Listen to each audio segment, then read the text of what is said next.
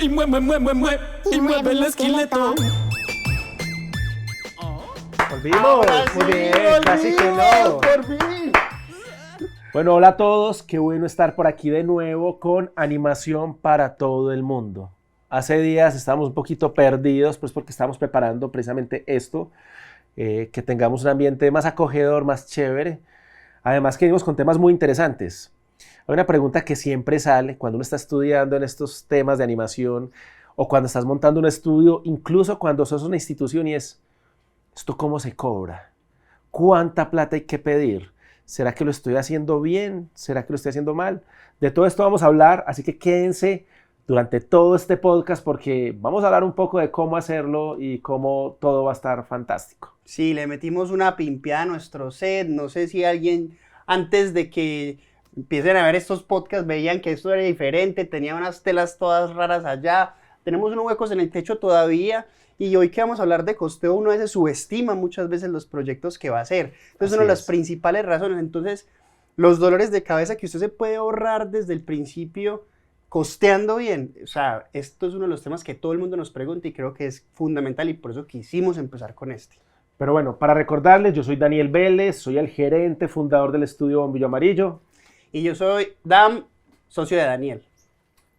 Así de simple. Así de simple. Mentiras, yo me encargo de muchas veces de ir a yo me encargo de ir a los festivales, los mercados, conocer los productores, negociar muchas veces. Es el que pasea, es el que pasea, el listo, que el que pasea. viaja, el que ve bonitas las cosas. Bueno, me toca quedarme aquí porque hay uno que tiene que trabajar. Bueno, sí, yo paseo mucho, pero también me toca negociaciones, me toca costear muchas veces, saber cuánto es la parte del equipo humano que se requiere, entonces hemos aprendido cositas en este camino. Pero bueno, les quiero contar por qué empezamos el día de hoy con el tema del costeo. Hace unos días me encontré con una publicación de una persona a la que admiro mucho. ¿Sabes quién es Álvaro Toro? No, o sea, no me suena. Bueno, Álvaro Toro, para todos los que nos están viendo, es el papá de las mascotas de todo el país. Es un hombre que fue el encargado de diseñar al pollo de frisbee, al tigre de Suramericana y muchas de esas otras mascotas que en Colombia nos han marcado desde los 80 y 90. Este hombre salió a hacer una reflexión porque le preguntaron, oíste Álvaro, ¿qué pensás de la inteligencia artificial? ¿La ves como una amenaza? ¿La ves como un problema? ¿La ves cómo la ves? Y Álvaro Toro dio una respuesta que me pareció de verdad muy sensata e increíble. Él dijo, ve, realmente el problema para mí son los malos ilustradores. Y cuando empezó a hablar del mal ilustrador, él no hablaba de ese que de pronto dibujando no es tan hábil o tan talentoso para unos, sino que él decía, ese mal ilustrador, el que va y cobra mal, el que va y costea mal, el que va y proyecta mal sus proyectos, es el que nos daña el mercado. Y eso hizo que yo dijera, bueno, ¿por qué no hablamos de eso? ¿Cómo costearlo bien y sus implicaciones? Yo no sé, Andrés, si a vos te ha pasado que costeaste mal y todos los problemas que eso trae. Si de pronto tenés alguna experiencia. No, pues es que principalmente esa es la peor experiencia. Creo que al final, tiempo significa plata. Entonces, para uno poder costear y para poder ahorrarse esos dolores de cabeza que mencionábamos ahorita, saber el tiempo va a requerir al mismo tiempo o va a determinar cuánta plata va a costar y que nos hemos equivocado. Pues empecemos contando la primera experiencia que casi nos quiebra. Una vez éramos jóvenes ingenuos y todavía estábamos aplicando a becas aquí para hacer coproducciones con el extinto mercado de Señal Colombia de animación. Pero bueno, estábamos haciendo una serie que se llamaba Flashlight. Nosotros la habíamos piloteado. Eso nació de la idea original de nuestro socio Juan Manuel, que no está aquí, pero pues él había trabajado mucho en esa idea y básicamente es una historia que sucede como en un metaverso, que sucede entre la realidad y el universo virtual. Pero para no contar mucho sobre la historia, vámonos directamente a lo que pasó en los números y en las finanzas y por qué casi nos toca cerrar el estudio en ese momento. Pues nosotros aplicamos al mercado. Resulta ser que usted entra a ser coproductor. ¿Qué significa ser coproductor para los que no tienen mucho lenguaje del audiovisual? Significa que usted pone y aporta una parte del total de la obra y ellos, en este caso Señal Colombia, nos ponía la otra parte. Pues resulta ser que nosotros proyectamos en ese momento de manera muy ingenua que el proyecto iba a costar, ¿qué? Unos 300, 400 millones. Ponerle unos 500 con la coproducción. Como coproducción Bueno, eran unos 500 sí. millones de pesos. Ellos ponían como 200, 300 millones y nosotros teníamos que poner otros 200. Pues resulta ser que nosotros también, como era nuestra primera serie con Señal Colombia, bombos y con todos los fuegos artificiales que ustedes se puedan imaginar, nos gastamos 700 millones en un estudio que no facturaba, pues, póngale Que eso facturaba al año representaba- 700 millones, Sí. 800 millones de pesos. Era un hueco impresionante, que para salir de ahí nos tocó remar mucho tiempo, porque nosotros desde el principio subestimamos la producción, pensamos que los artistas tenían un promedio de X cantidad de fondos y que los animadores podían llegar a hacer X cantidad de tiempo, pero a la hora del té, cuando empezamos a ejecutar, el guionista y el productor se enloquecieron. No, y no solo subestimamos el tema de las capacidades instaladas de producción, sino que nos emocionamos porque era nuestro producto. Sí. Y esos productos que son propios, que son nuestros, también hay que ponerles una lupa muy grande, porque hay una cosa que yo, entre comillas, critico de nosotros los productores de nuestros países, porque no solo es Colombia, sino pasa en todas partes, y es que en los países latinoamericanos tenemos convocatorias que tienen muy poco tiempo y recursos limitados, pero son dos ítems que ya conocemos. ¿Por qué proponemos proyectos que están por fuera de eso? ¿De quién es culpa? ¿Del gobierno o de nosotros los que nos estamos inventando las historias y escribiendo y diseñando la producción?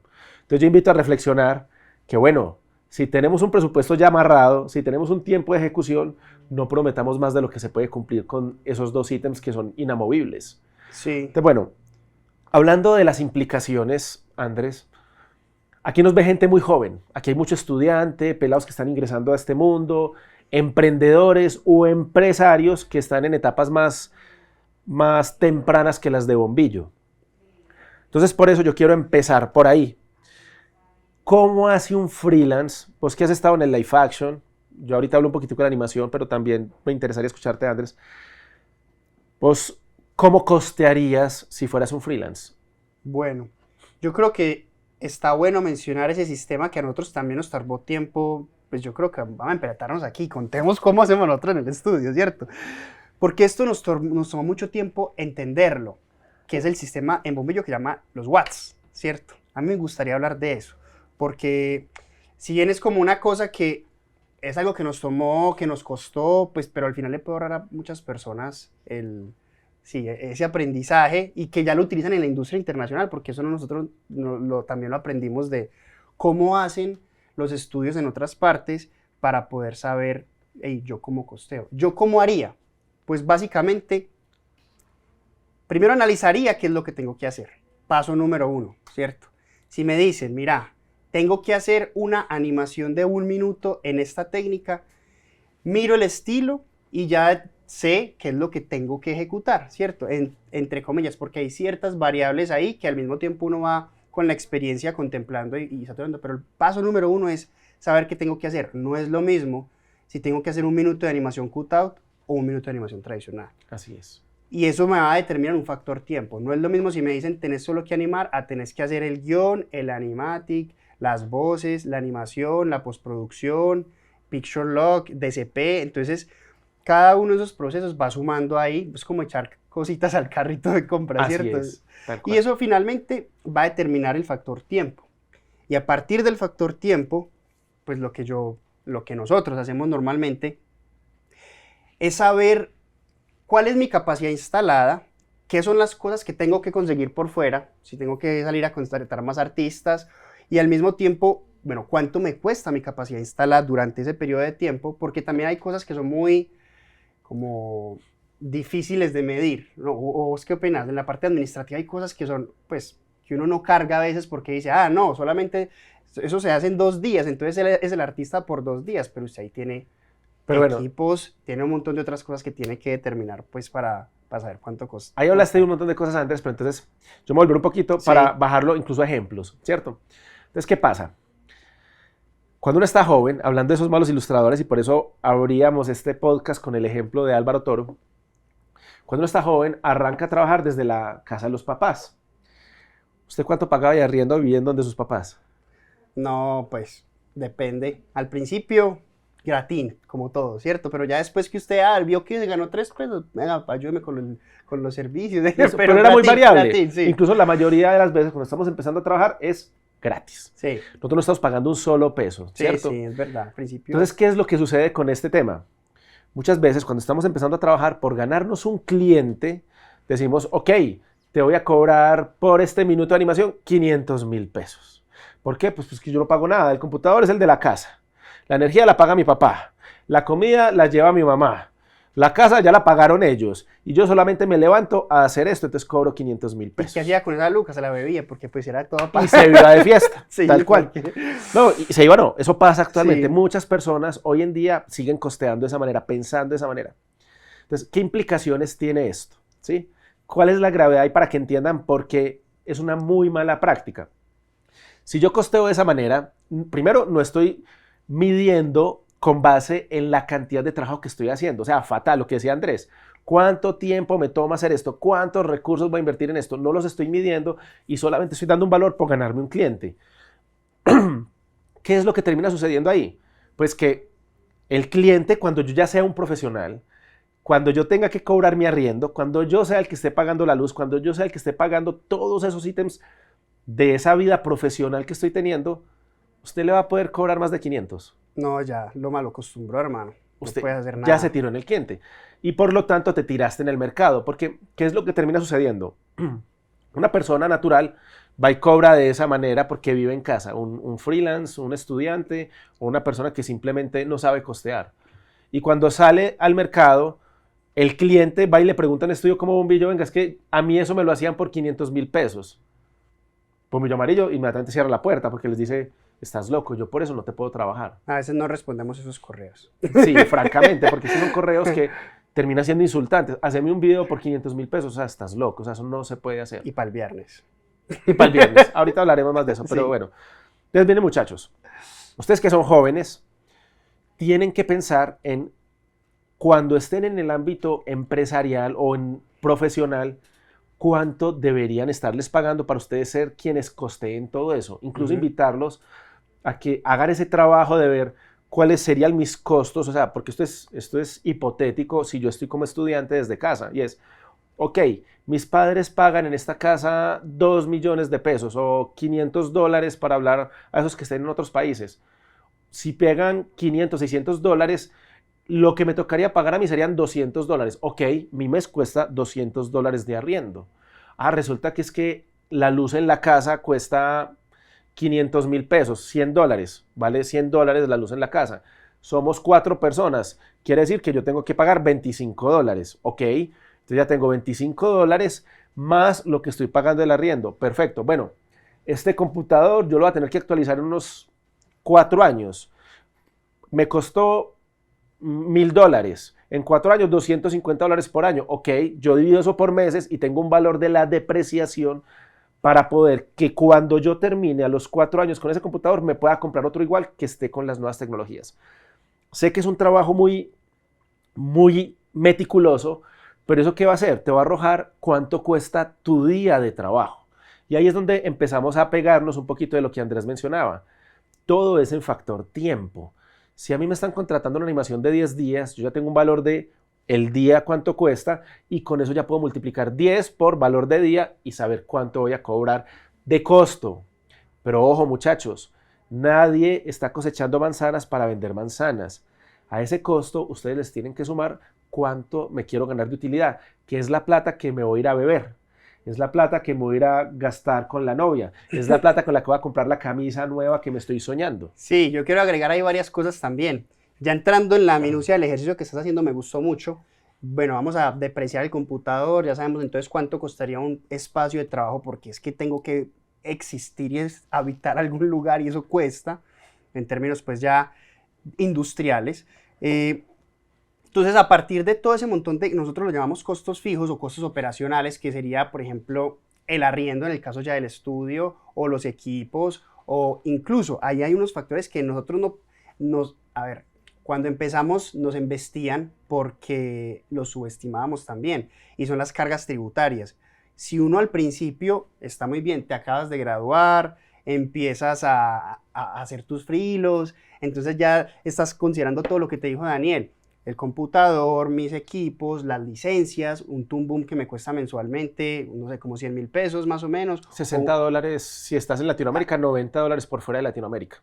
Bueno, tienes que considerar las licencias de Adobe o lo que vayas a hacer dependiendo de tu área, pero, y adicional, el costo de una persona, si no fueras vos y tuvieras que contratar a alguien, ¿por cuánto te lo harían? Y le sumás el factor salarial, rentabilidad, ¿cierto?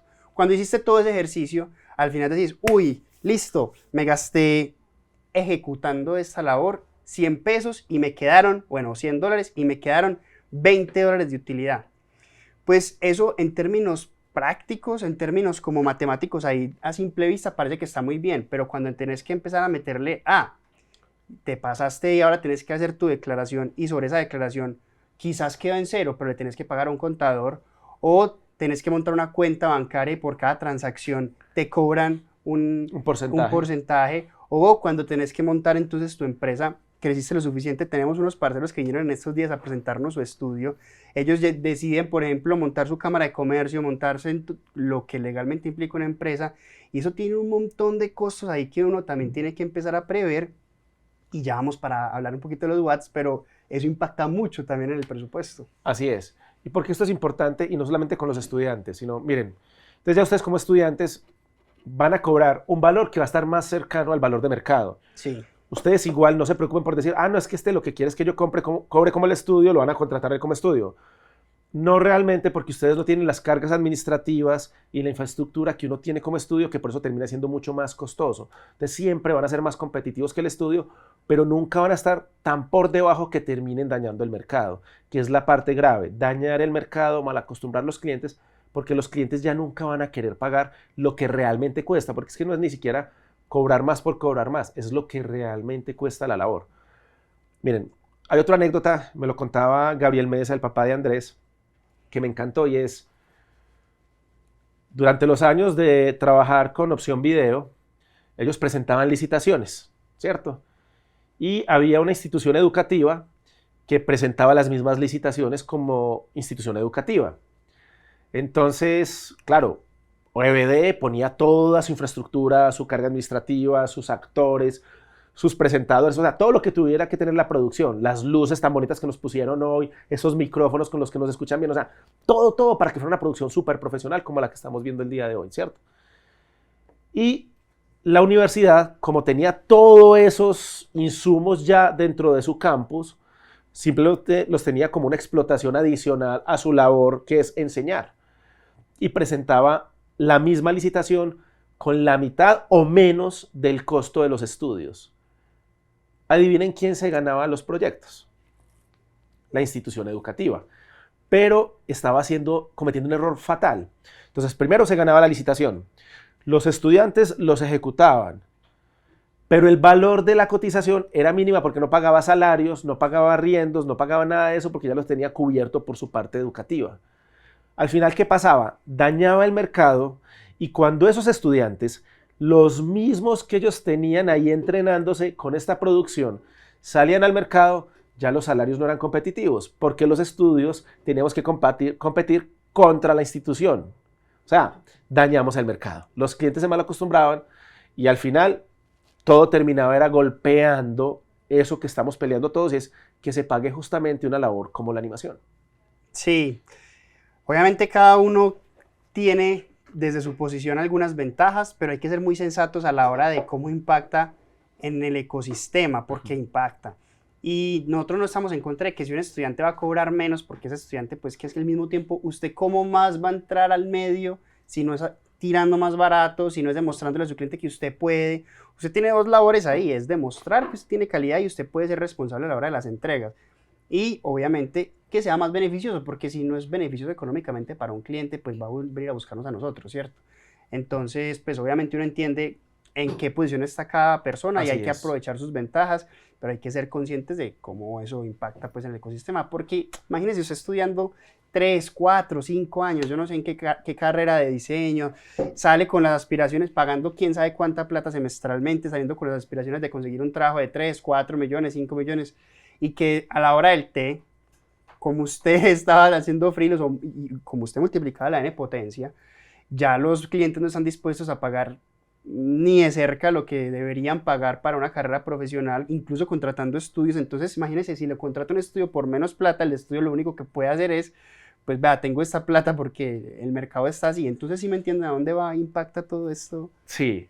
Bueno, ahora sí vamos a llegar. Escalonada. Hablemos ya del estudio, de los watts. estudios, de las empresas y los watts. Bueno. Vamos ya para allá. Bueno, ¿cómo cotizaba Bombillo Amarillo antes? Porque yo quiero hacer esta lupa donde Bombillo perdía mucha plata por cotizar mal, porque es que esto es un viaje y recuerden que en Colombia nunca hemos tenido instituciones educativas o no teníamos instituciones educativas que te enseñaran primero a montar estudios. De animación, menos. Ahora, las cuentas hechas por un diseñador gráfico y un director de cine para tratar de ser sostenible, fatal, todo mal. No, eran todo puros, mal. Puros pajaritos en el aire. Soñábamos con hacer cosas. No, pues ya hacía proyecciones que iba a vender 1.000 millones el primero o segundo año. Me demoré 8 años en llegar a esas cifras. O sea, una cosa absurda de planeación mal hecha de cuentas de diseñador gráfico, pero de un soñador, eso sí. Sí, no, y está muy bien porque hace parte del proceso. Finalmente, lo que estamos haciendo aquí también es transmitirles un poco y evitarles algunos pasos, pero que sabemos que los van a cometer, porque uno no aprende con cuero ajeno, ¿no? Así es. Bueno, entonces, miren, ¿qué pasaba con Bombillo anteriormente? Nosotros cotizábamos diciendo, este minuto de animación cuesta tanto. Una cifra cerrada por el minuto de animación. Entonces veíamos cualquier cosa y decíamos, este minuto yo creo que aguanta un presupuesto de 2 millones por minuto. Y eso incluía todo, el animatic, los fondos, la animación. Y cuando empezábamos a ejecutarla, nos dábamos cuenta que teníamos que poner a un artista a hacer los fondos, a un artista de animatic a hacer el animatic, a un ilustrador de personajes a hacer el diseño de personajes, a un animador a hacer la animación, a un editor a hacer la edición. Y también con unos promedios como muy aspiracionales, porque no solamente era que todo este montón de gente tenía que entrar al proyecto y eran un montón de fases, sino que decíamos, eso está muy fácil, un ilustrador de esos fondos puede sacar como 20 fondos a la semana, este lo saca, pero un man cualquiera hacía 5, hacía 4, y Daniel es que, pero es que es muy fácil, entonces les mostraba, saco 20, y bueno, entonces creo que estábamos haciendo varias cosas mal, porque también decíamos, en animación, ASO saca 1000 frames a la semana, ¿cierto? De este estilo de animación, Daniel lo saca, o en ese momento lo sacaba, porque ya se man se dedicó, fue a vivir bueno, pero a gerenciar. Pero bueno, el punto es que en ese momento, como se medía, el rasero era Daniel o Juanma o los mejores animadores y ilustradores, cuando ya se masificaba la producción, era muy distante de los números reales que estábamos ejecutando por semana. Así es. Miren, algo importante que Andrés ha tocado muchas veces y es el factor tiempo. Entonces, ¿qué fue lo que empezó a cambiar en el estudio? Nosotros dejamos de mirar todo como si fuera este minuto cuesta tanto, que a ver, uno puede darle, porque todavía lo hacemos, uno a los clientes les da, ve, un minuto del estilo que me estás mostrando puede estar costando $6,000, $7,000, $3,000, uno todavía lo hace, pero ya somos más meticulosos en el cómo llegamos a esas cifras para poder decirle a un cliente, venga, que es así, ¿cierto? ¿Qué es lo que pasa? Miren, por ejemplo, Andrés acaba de decir 1000 frames. ¿Pero qué es eso, Andrés? ¿Qué es 1000 frames? Explícame a una persona inculta en el mundo de la animación, ¿qué es eso? Bueno, esto lo hemos explicado en algunos podcasts, pero es muy importante porque si alguien llegó nuevo, ¿esto qué significa? Los frames son cuadros, listo. Para los que no saben cómo es esa animación o de pronto han visto por ahí las animaciones viejas, recuerdan que tenían que dibujar cuadro por cuadro, pues los frames, los cuadros, hacen que la sensación de movimiento se genere. Entonces, en un segundo hay 24 cuadros, listo. 24 cuadros que van moviéndose de a poquito hasta que suman un segundo y de esa manera se va multiplicando por segundos para que al final usted tenga movimientos y la animación ya se vea fluida. Entonces, básicamente, cuando uno le asigna 1000 frames a un animador, significa que él tiene que hacer esa cantidad de dibujitos o movimientos para que se puedan generar varios segundos de animación. Así es, entonces miren, para que entiendan eso, entonces miren que llegamos ya a un nivel de disciplina donde lo que empezamos a ver fue un estilo de animación, cuántos frames por semana podía ejecutar un animador por semana, porque eso ya nos iba a dar la realidad de cuánto me iba a tomar hacer el minuto con ese animador, ¿listo? Pero recuerden que es que la animación no es solo el animador. Para que se hagan una idea, en proyectos de cutout, yo les puedo decir que el promedio de animación finalizada, la gente está haciendo unos 750 frames. Eso lo dividen por 24, son más o menos 30 segundos. ¿Listo? Para que se hagan una idea. Puede ser un poquito menos, un poquito más, pero está en un promedio de 30 segundos. ¿Listo? Eso ya te saca que una persona al mes te produce máximo 2 minutos. Recuerden que mensualmente tenemos alrededor de 4 semanas. ¿Listo? Mira que ya vas teniendo.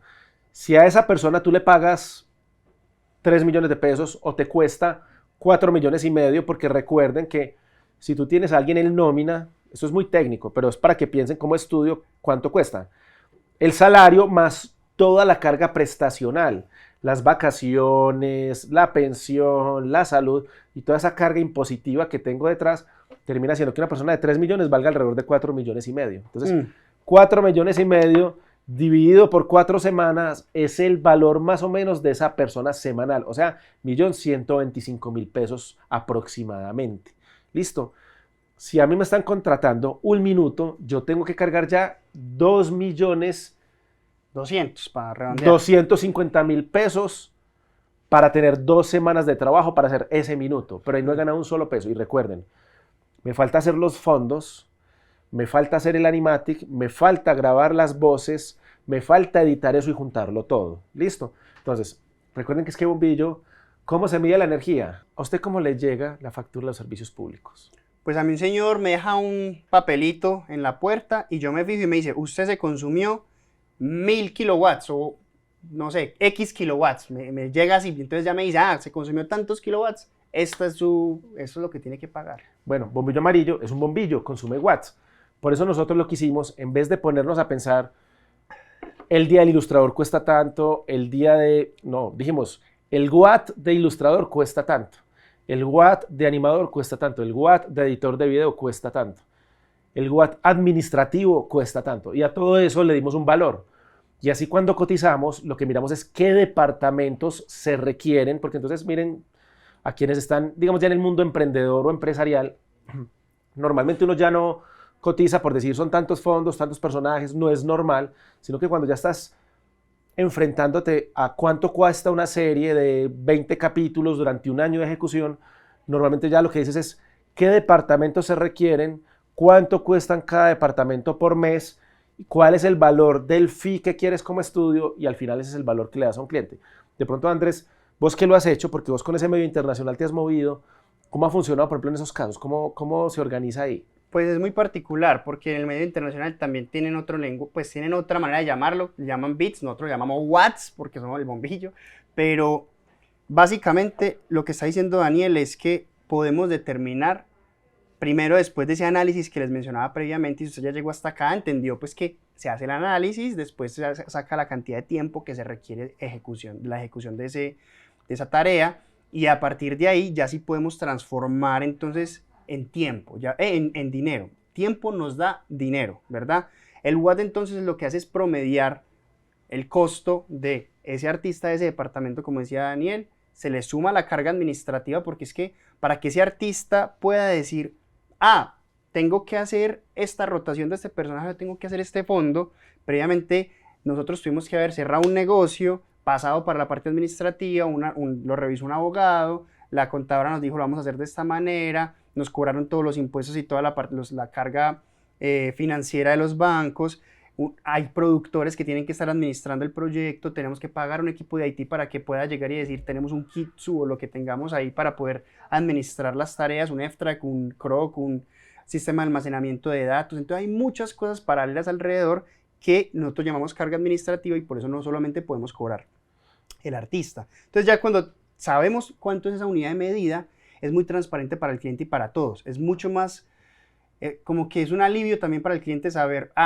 esa gente ya determinó cuánto tiempo se va a tardar, esto ya está muy medido en un cronograma, me va a cobrar esta cantidad de dinero y eso les da, o sea, es más transparente, no es como según el marrano que venga, cuánto lo va a cobrar, no, es así cerrado, la fórmula de, van a ser, por ejemplo, 200 watts esas tareas de animación, 100 watts las tareas de arte y así ya determinamos entonces cuál va a ser nuestro estudio fee, nosotros determinamos, nos queremos ganar el 20%, el 30%, ahí ya cerramos el presupuesto con esos datos. Pero miren, para que se hagan una idea también ustedes, porque como sabemos, nos ve mucha gente joven que trabaja de freelance o que trabaja como el ilustrador que contratan tercerizado para hacer ciertas cosas. tengan presente que es ese tiempo que usted se demora mandando un correo, entonces cuántas horas yo me dedico a mandar correos para que los clientes me contraten, o si tengo que ir a hacer unas visitas, las reuniones que tengo previas para esas visitas, todo eso tiene un valor. Es bueno que lo costeen porque ese valor que ustedes están gastando en pasajes, en tiempo, en comidas y demás, en esa labor de conseguir esos clientes también cuesta. Y la labor que están ejecutando debería estar recuperando incluso esos ítems de dinero que ustedes están gastando. Entonces, no solamente aplica para el estudio, sino que piensen ustedes en su día a día cuánto les está costando, cuánto tiempo les está llevando. Incluso, es que miren, muchas veces uno como freelance invita, no, venga, yo le invito a un café y ese café es el que hace que uno cierre el negocio con ese estudio. Invítenos a café. Exacto, invite café. O sea, el cafecito sí. Es bueno, nunca se los negaremos. Invítenos a cosas. Almuerzos. Deje de pedir cosas, hombre, eso es muy feo. Bueno, pero entonces sí, muchachos, o sea, piensen en todas esas cosas porque si no, es donde se terminan estrellando y donde ustedes les pagan 5 millones, no, ¿qué es ese montón de plata? Y cuando van a pagar todo lo que deben, ay, quedé debiendo 1 millón. Quiere decir que algo costee mal.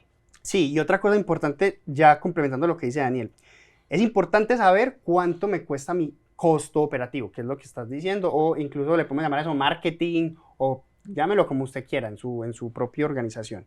Pero no podemos tampoco caer en que un solo proyecto que me entró tenga que cargar todo el costo operativo, porque al mismo tiempo ese cliente no va a volver. Ese cliente va a decir, uy, eso es demasiado caro porque listo, solamente hiciste un proyecto que tiene que costear todo el andamiaje, y ahí es donde el volumen empieza a ser importante, porque vos tenés que ser muy consciente, hay ese factor X de cuántos proyectos tengo que estar ejecutando para ser sostenible. Es como un restaurante. Yo llego a un restaurante y entonces una sola mesa no puede pagar el alquiler de todo el restaurante y de todas las cosas. No le puedes cargar a cada plato como si solamente esa mesa se fuera a consumir, sino que tenés que tener como un promedio o tenés que tener como unas ventas mínimas para poder ser sostenible. Ya después, a partir de la 10ª mesa, empiezas a tener tu rentabilidad está ahí, ¿verdad? Así es. Eso es muy importante lo que dice Andrés, o sea, tienes que proyectar muy bien, incluso miren ustedes también sus capacidades. Una invitación que es muy difícil cuando uno está arrancando en este medio es medir cuál es mi capacidad como persona para producir X tarea. Eso es muy complejo, pero es bueno que desde ya, incluso la universidad es muy bueno para eso. Empiecen a mirar ustedes cuánto tiempo se toman haciendo ciertas cosas para que el día de mañana piensen, ok, si yo fuera a vender esto, me va a tomar 10 días hábiles, listo. Yo ya sé que tengo la capacidad de hacer 2 de estos proyectos mensualmente. ¿Cuánto debería estar cobrando? ¿Sí? Piénsenlo así y van a ver que no se van, no solamente como personas, sino como empresarios. O sea, esos que están emprendiendo en el mundo de la animación, si tienen este nivel de detalle en la forma de costear las cosas, seguro no van a tener esas embarradas que tuvimos nosotros hace unos años. A veces todavía nos pasa, porque esto tiene una carga subjetiva muy grande, que es el arte. Si al cliente no le gusta lo que hiciste, muchas veces tus proyecciones se van al traste, pero sí ayuda a minimizar la pérdida de plata, la pérdida de tiempo, la pérdida de confianza, que esa es muy crítica. ¿Será que hablamos de costos como dentro de nuestro estudio? Yo quería poner ahí como de, entonces, ¿cuánto me quiero ganar? O en cuál es como un salario o mejor dicho, una rentabilidad dentro de un proyecto sensata. Y aquí ya es un poquito, depende, ¿cierto? Porque así como nosotros les estábamos diciendo que si sale un man que está cobrando demasiado barato en una universidad nos puede dañar el mercado aquí, ¿cierto? Nosotros también, como desde donde estamos por nuestra posición geopolítica, tampoco podemos abusar de eso de los que están allá. Obviamente tenemos una ventaja competitiva. A lo que voy es lo siguiente. Cuando usted hace un proyecto con una plataforma muy grande, cuando usted hace un proyecto con Netflix, Amazon, Paramount o productoras que ya tienen mucha experiencia, le piden hacer los presupuestos normalmente, pues o en Movie Magic Budget, o primero tenés que hacer el schedule, después el budget, bueno, y te dicen que te empelotes de alguna manera para que ellos sepan cuáles van a ser los artistas, la cantidad de personal que va a estar ahí, cuánto van a ganar por semana, y al final hay una cosa que se llama estudio fee, ¿cierto? Esto es importante porque ya eso normalmente pasa en las producciones muy grandes. Y ese estudio fee, para que alguien tenga como esa idea, oscila entre el 15%, el 20%, y ya depende como de qué tipo de cliente usted está haciendo, qué tipo de cliente le está vendiendo el servicio, puede llegar hasta un 30, 40, ya dependerá un poquito de usted y de qué tan artista sea. Si usted tiene mucho nombre y está muy ocupado, entonces como que, uy, venga, voy a ocupar a mis artistas en un proyecto que me da el 15% de rentabilidad, cuando tengo 4 o 5 personas que están buscando que yo les produzca o les voy a subir un poquito la rentabilidad, ¿cierto? Ya eso depende como un poco del juego, pero normalmente está entre el 15, el 30, oscila por ahí, ¿cierto? Para no abusar de... Para que lo entiendan en plata blanca, si yo fuera a cobrar $1.000.000 o $1.000, tendría que cobrar, si es el 30, 1.300, si es el 15, 1.150, si es el 20, 1.200, o sea, para que lo tengan muy claro, porque es importante, recuerden, el costo es los 1.000, con eso pagué todo lo que tengo que hacer. Si tuviera que contratar a una tercera persona o lo que sea, con esos 1.000 que la voy a pagar, le pagaría 600 más la licencia, más lo que valió mis viajes, más, o sea, ahí estaría más o menos los 1.000, Sí. pero me quiero echar 200 para comprar la camisetica bonita del cuñado de Andrés que tiene esto puesta, o la de Naruto como yo, o invitar a la novia a comer, la esposa en mi caso, o pagar el colegio de los niños que también es mi caso.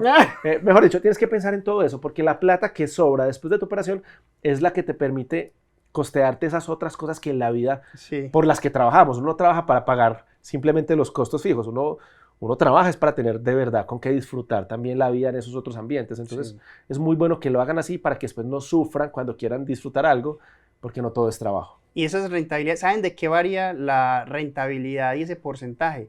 De las magnitudes y los volúmenes del proyecto. Por ejemplo, si es un proyecto que es, vamos a hablar aquí también en plata blanca, si es un proyecto que es de, no sé, 3, 4 personas, 50 millones de pesos, 30 millones de pesos, pues normalmente las rentabilidades pueden ser mayores, pueden ser de 50%, porque son proyectos pequeños. Entonces es mucho esfuerzo de las personas que están ahí y la rentabilidad puede ser de un 50%. Ya si usted quiere subirle a eso, pues no, normal, pero de 50%. Entre más pequeño, el porcentaje es mayor, ¿verdad? Si es una rentabilidad, por ejemplo, de un presupuesto de más de $1.000.000, ahí empiezan entonces todos como a decir, no, puede ser venga, hasta de 10. $10 millones. Entonces, cuando es un presupuesto de $1.000.000, 15%, $2 millones, 15, 17, 18, 20%.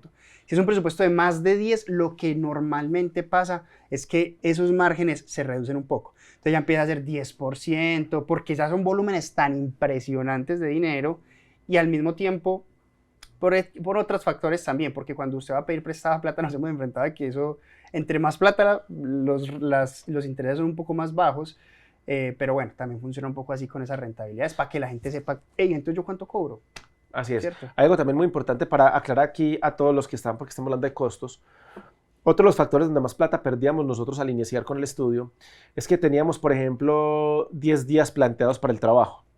Pero cuando empezaba a llegar el feedback del cliente y las correcciones, estás tocando un tema. toda la plata que habíamos proyectado para ganar se diluía.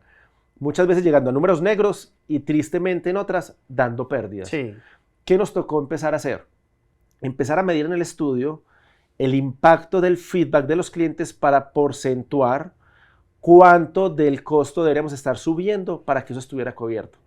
¿Cuál fue el valor al que llegamos? Que alrededor del 20% de lo que costeaste se va a ir en correcciones. ¿Qué quiere decir eso? Que si yo tengo 1.000 de costo, póngale 1.200 más, porque usted esos 200 los va a gastar cuando lleguen a decirle, cámbieme esto, versión 1, versión 2 y versión 3. Entonces empezamos a darnos cuenta que uno realmente se gasta en ajustes, por lo menos en Bombillo Amarillo, alrededor del 20% en eso. Cuando logras mitigarlo, ¿qué es lo que pasa? Y también lo que mencionaba Andrés.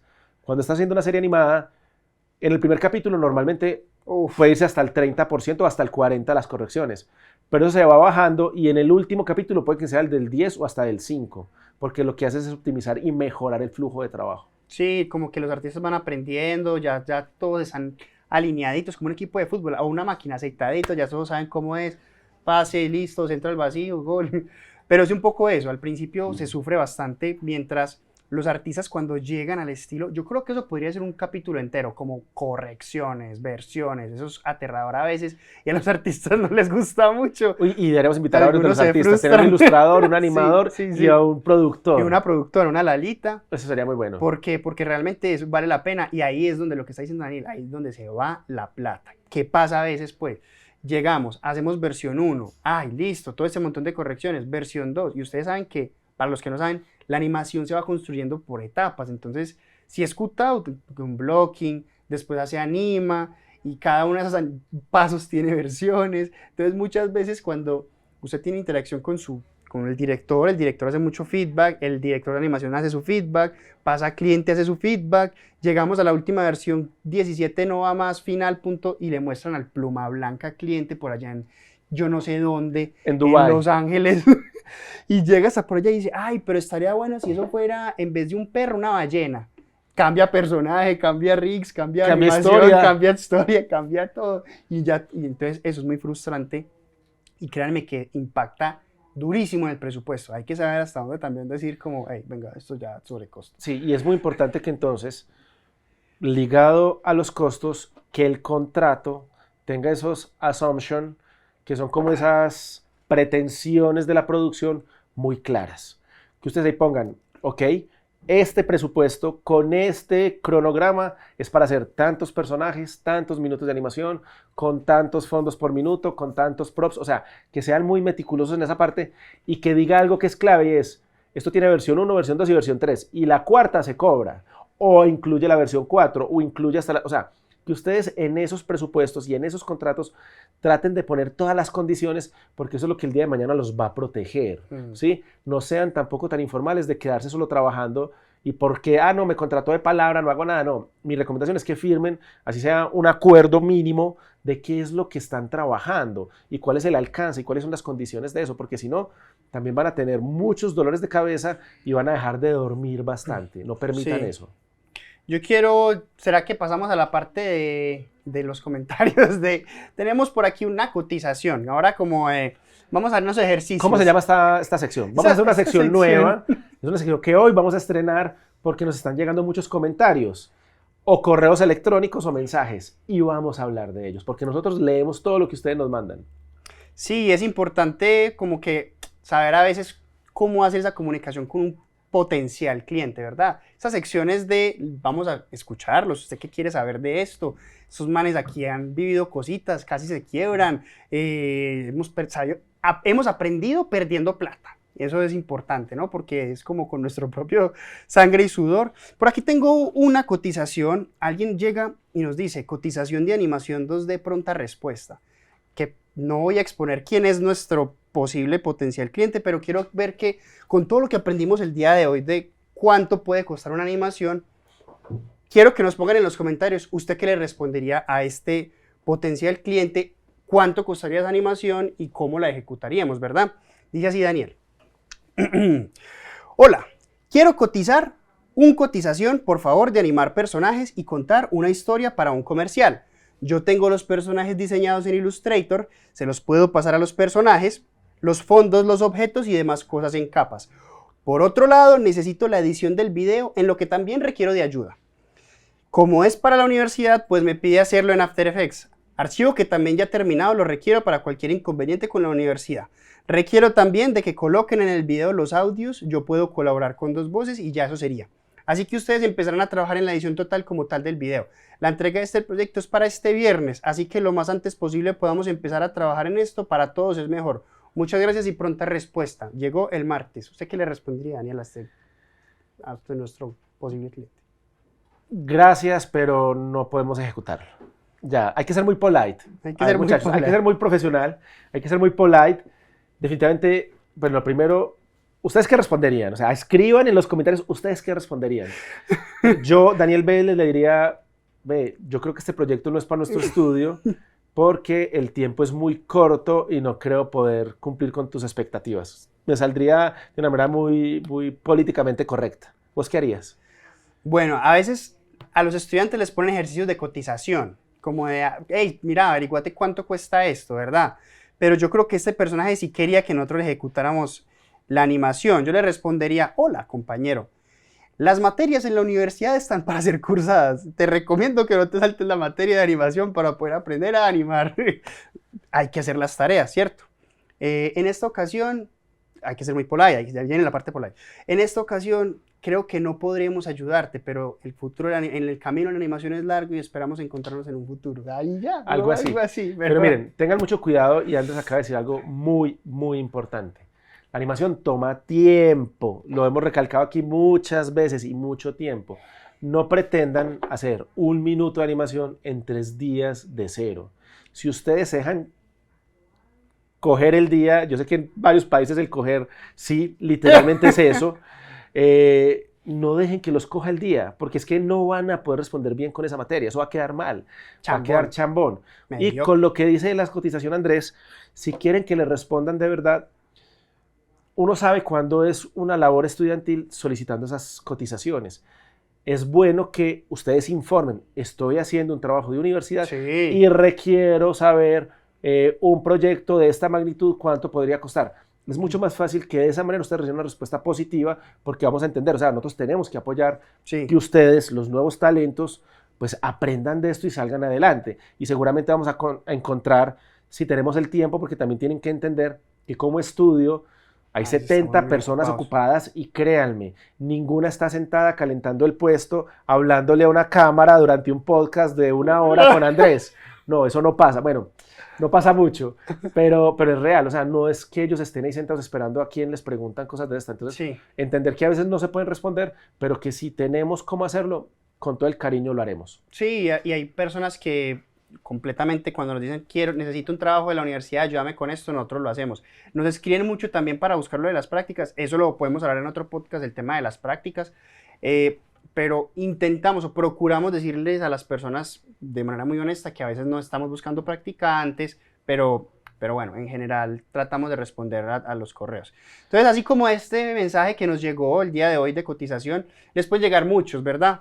Porque, a ver, ya hablamos de costeo, pero cuando alguien llega a usted porque tiene la intención de trabajar con usted, tiene que ser muy eficaz, muy eficiente y rápido para poder responderle esas cotizaciones. Y otro consejo, a veces los que tienen más afán de ejecutar, es donde hay más problemas para producir. Entonces mi consejo es que también testeen también el cliente, coticen rápido, sepan cuánto, estandaricen esos procesos en cada, si usted es un freelancer, un estudiante que está empezando, una empresa, estandarizar eso es un consejo importante. ¿Qué opinas, Daniel? Bueno, es muy importante lo que acaba de mencionar Andrés, porque precisamente la respuesta es muy clave para que uno sí llegue a tiempo con lo que le estás hablando a tu cliente. Si tú respondes rápido a la cotización, él va a leer que vas a ser rápido, eficiente y efectivo al momento de estarle contestando con la solicitud que te está haciendo. Entonces es bien importante eso que menciona Andrés. Sean rápidos cotizando y ojo, esos clientes que te dicen, necesito ya la reunión para mañana, necesito que me cotices para allá porque es que el proyecto es para el próximo viernes, generalmente son de agencias de publicidad y van a sufrir. Y los van a hacer trasnochar y no van a valorar tanto su trabajo, así que mucho cuidado también, escojan a sus clientes. No trabajen por trabajar, sino que uno trabaja para tener tranquilidad y un buen estilo de vida. Sí, normalmente cuando llega es para el viernes, nunca es para el viernes, sino que es para dentro de 2 semanas y a usted le toca trasnochar los fines de semana, pero ellos nunca te dicen y te mantienen así como al límite, es estresante, creo que no es muy estresante, no hagan eso. Este podcast quedó bastante bueno, es sobre costo, sobre presupuesto, una de las cosas que más nos escriben y más nos preguntan.